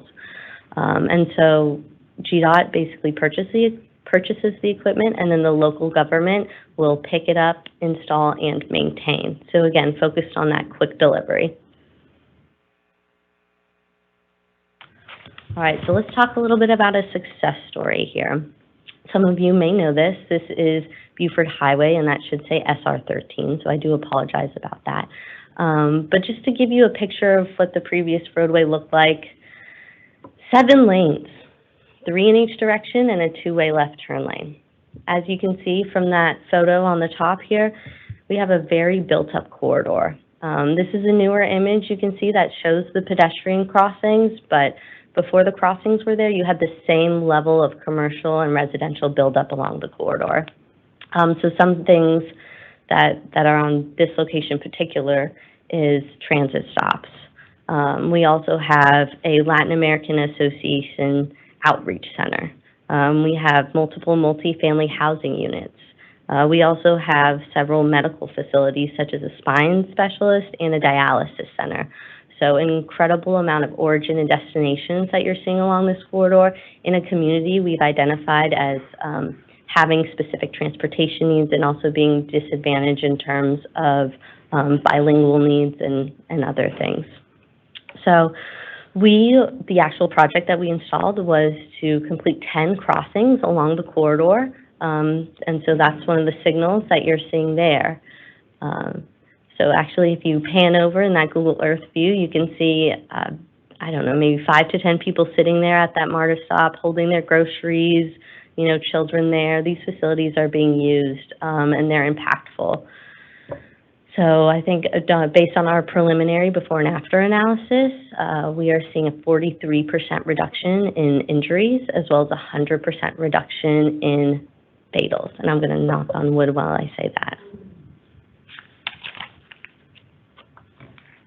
So that kind of shows you the successes that we've had with our infrastructure. So now I want to move on to our educational outreach. This is something that we pride ourselves on in the department. So we have Drive Alert, Arrive Alive, and that's really an umbrella for so many awesome programs that we have to really target those behavioral aspects that are leading to those crashes that we saw through the pandemic. So an equally important way to target crashes is the behavioral aspect. So it includes the LUTC 43 Foundation, which I'll get into a little bit on the next slide. But we also have our See and Be Seen campaign, specifically for pedestrians, again, maintaining that emphasis on our vulnerable roadway users. We have our distracted driving, our seatbelt awareness, as well as our Safe Routes to School program. So let's talk a little bit more about LUTC 43 Foundation.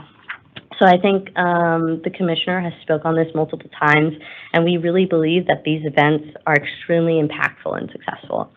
I can tell you, I've seen students, you know, run out of a breakout session and call their parents and say, "Mom, stop texting and driving right now." So we're seeing the impact in person, and it's really incredible to see. But yeah, they have 4 powerful breakout groups where students will learn about what happens if you survive a crash, what's the ER like. We actually have the #1 safest truck driver come out and give the students a tour around the vehicle, show students where the blind spots are, something that you don't really get in your typical driver's education class.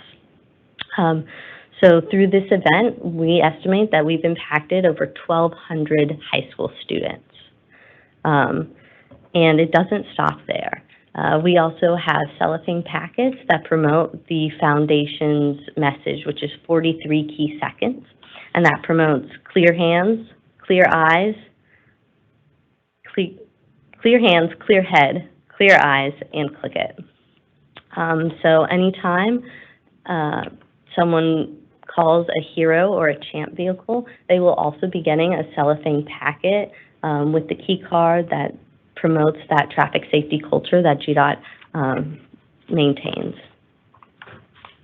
So we have successfully completed about 6 summits, and we are excited to deliver 5 more. I know Ms. Purcell and Mr. McIntyre, you guys have been at some previous summits, and hopefully you've seen what an impact that it has on our students.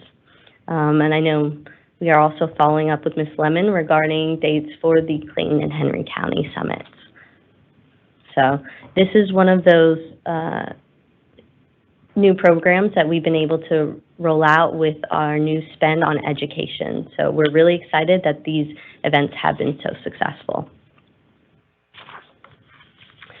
All right, so another really important aspect of the program is the collaboration with our communications team, again, propagating that safety culture out just beyond our program.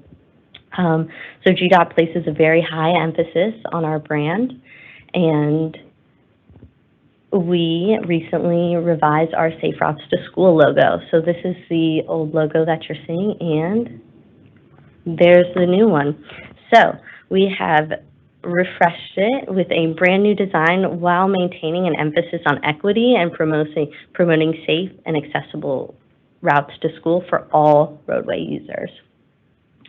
Again, reaching outside of our department, we coordinate with our communications group to put on a podcast, talk about what's going on in the state of Georgia, these crash trends, things like that. You can also see there's some overlap there with our LUTSI 43 Foundation, where we interview a crash survivor. So again, moving past those high school summits and being able to reach people on a much larger scale.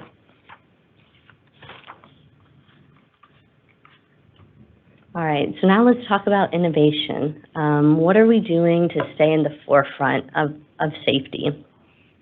So this year we've decided to participate in what's called Everyday Counts, and that's an initiative promoted by the Federal Highway Administration, and that's going to promote nighttime visibility and safety. Again, this is another program where we're going to have a very high emphasis on our vulnerable roadway users. So we're currently doing the analysis and looking forward to partnering with Georgia Power to deliver these projects. Another thing we're investigating is what's called near-miss analysis. So we have relied on historic crash data, but to ultimately get to our goal of preventing fatal and serious injury crashes, we need to find out what factors are leading to them before they happen. How can we mitigate those as well? And so that's why we're conducting near-miss analysis to see what those incidents look like. We also have innovative data platforms and use cases. So we now have speed data, and we are able to rank all of our corridors based on either percent of people who are speeding. You can add filters of how many miles per hour they are speeding over, so you can set it to over 15 and identify where are your top speeding corridors. So again, this opens great partnership with our law enforcement, able to do targeted speeding enforcement. And then finally, we also have what's called our Social Vulnerability Index.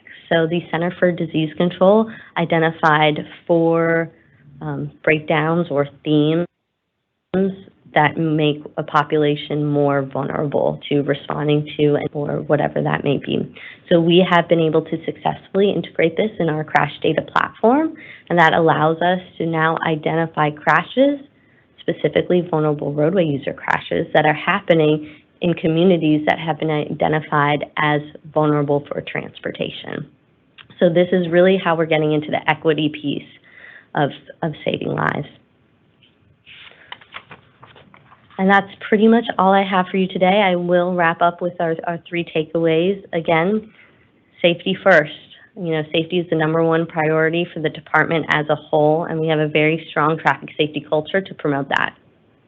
We are always striving for 0. The only acceptable number of crashes, of fatal crashes, is 0, and we are doing everything we can to prioritize projects to meet that goal.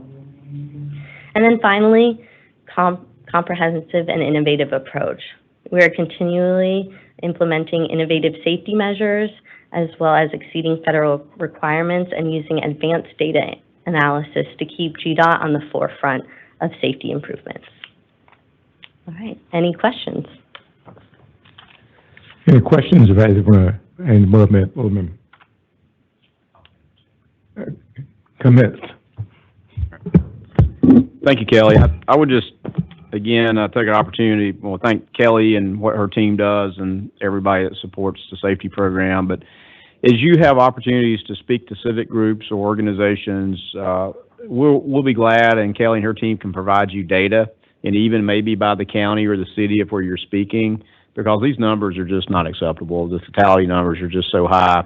And we've got to bring calls to that. Andrew's example of, you know, if a airplane crashes, you know, it's on the headline news and, you know, it's a big deal. But when you have national numbers of 40,000 plus dying and 1,834, I believe, last year in Georgia, that's just, you know, we're just insensitive to it. So if we can raise awareness, and if you have an opportunity to speak to that, let us help that educational piece of that. We have to remind others as well as nationally, 31% of fatalities on roadways involve DUI still, even though that's been a big push for MAD and others for a very long time.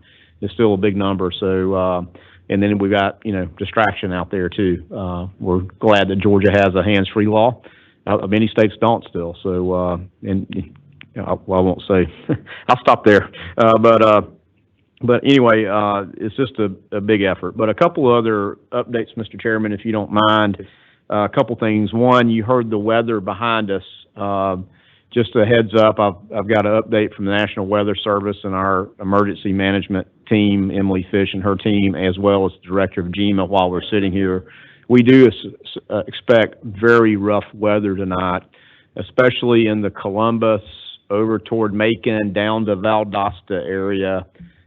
Flash flood warning has already been issued, tornadic activities possible, including hail. And so, and my understanding is that it will be in many waves, that there's going to be several waves of storms coming through. Our crews are ready in themselves to respond for flooding and down trees and what have you, but I remind everybody we can't respond till it's safe to do so.